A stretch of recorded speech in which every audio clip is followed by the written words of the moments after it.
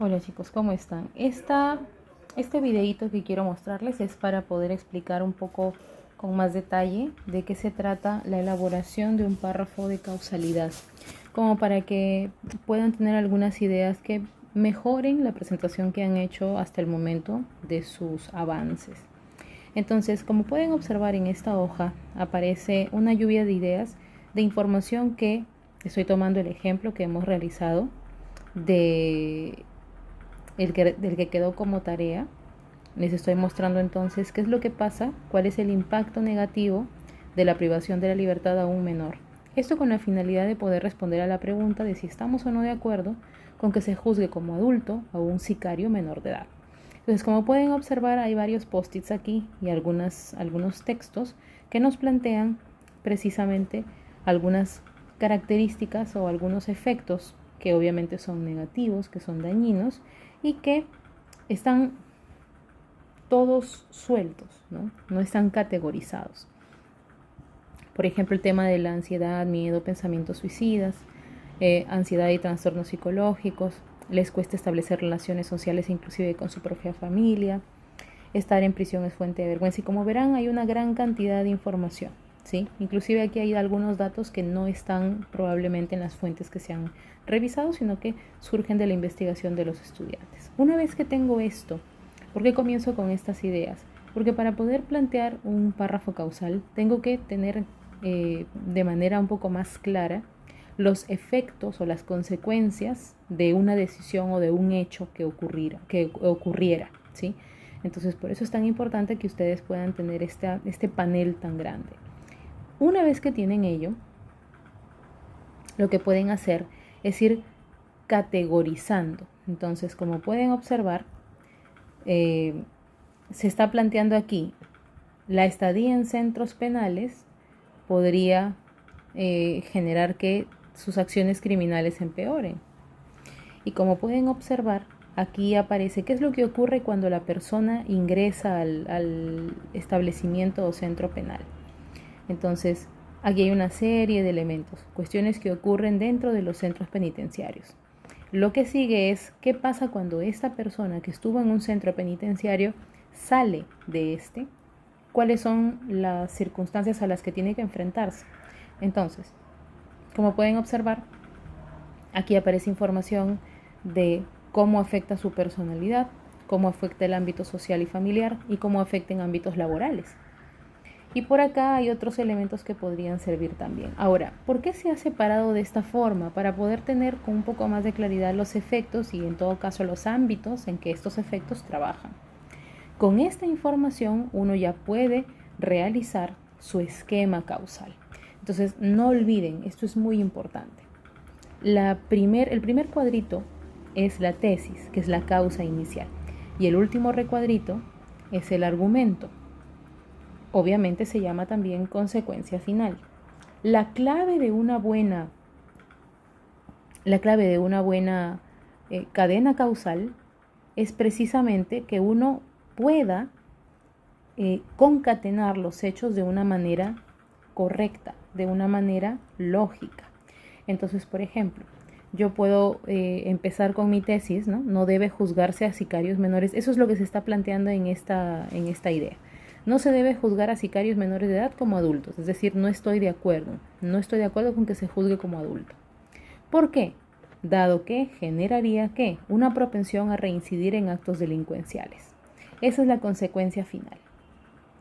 Y he utilizado estos nexos y verbo para poder vincular la tesis con el argumento, que sería la causa inicial con la consecuencia final. Y ya está. Luego tengo que asegurarme de qué? De que las ideas secundarias formen parte de la cadena, es decir, que esto, ¿no? El juzgar a sicarios menores de edad como adultos, genere la primera idea secundaria también, no solamente la última, sino que esta a su vez lleve a la primera, obviamente. Entonces, si se juzga como mayores de edad, ¿qué pasaría? Los adolescentes, los menores de edad, recibirían un trato negligente de la autoridad. Y este trato negligente desfiguraría su personalidad y sus relaciones. Y esta desfiguración de su personalidad y sus relaciones los llevaría a reincidir en actos delincuenciales. Entonces tiene lógica nuestra cadena porque se ha seguido una lógica de suceso, ¿sí? Yo he encadenado un primer elemento, un primer hecho que va a llevar al segundo y este al tercero y este al cuarto. Y lógicamente, si con el primero se empieza, se puede llegar al último como una consecuencia final, lo más grave, lo más complejo. ¿Cómo explico? Y ahí vienen las ideas terciarias. ¿Cómo explico la idea secundaria trato negligente? ¿A qué me refiero con eso?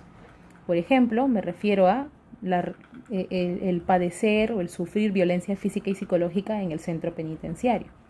También la falta de oportunidades para la educación, porque al estar en un centro penitenciario puede ser que reciba muy poca atención en el ámbito educativo. Y también en algunos casos la nula asistencia de salud. Entonces hay un trato negligente por parte de la autoridad a los ámbitos psicológicos y físicos, educativos y de salud. ¿De dónde sale esto? De la lectura que yo hice, ¿sí? De aquí, de esta categorización de los hechos que surgen de la lectura de las fuentes diversas a las cuales yo tengo acceso, tanto en las fuentes que nos ha brindado la misma universidad como también en la información que yo pueda obtener de fuentes externas que yo mismo busque.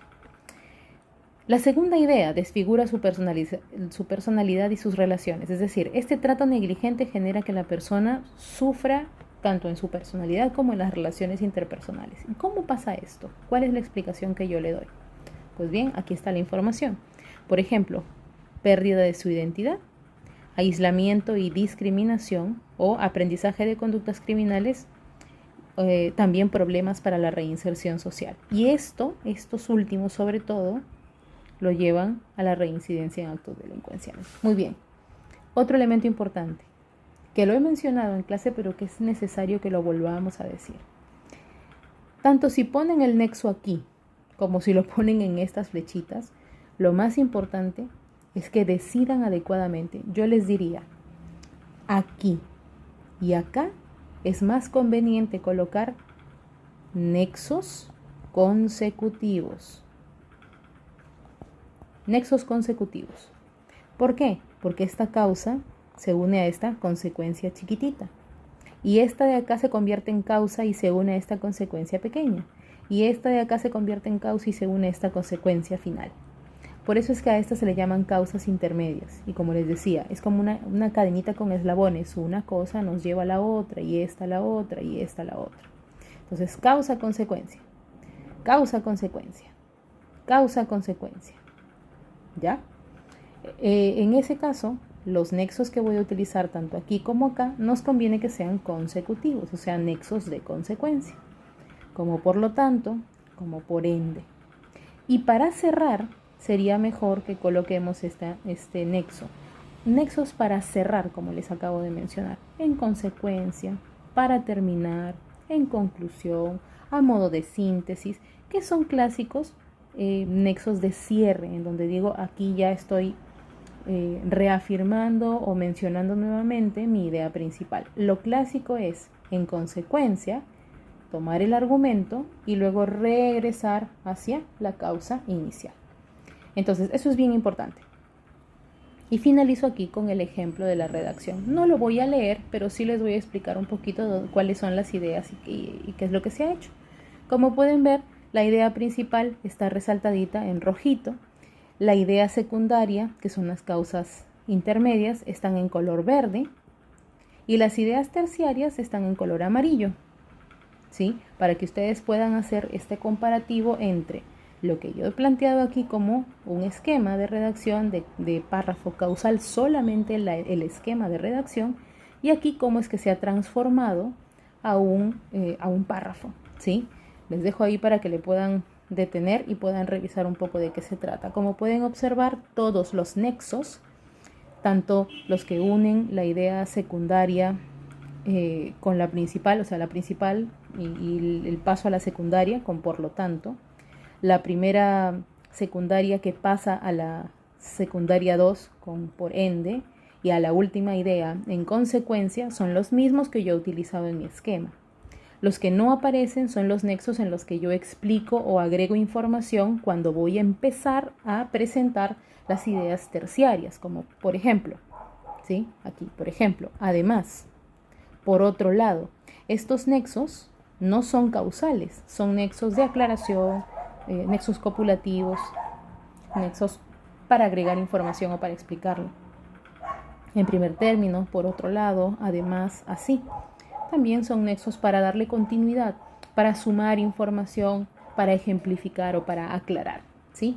Entonces, ya saben qué tipo de nexo se puede utilizar tanto para unir una idea secundaria hacia la terciaria, perdón, de una idea principal hacia la secundaria, entre secundarias y de secundaria a la principal nuevamente, que están los nexos más grandecitos, ¿sí?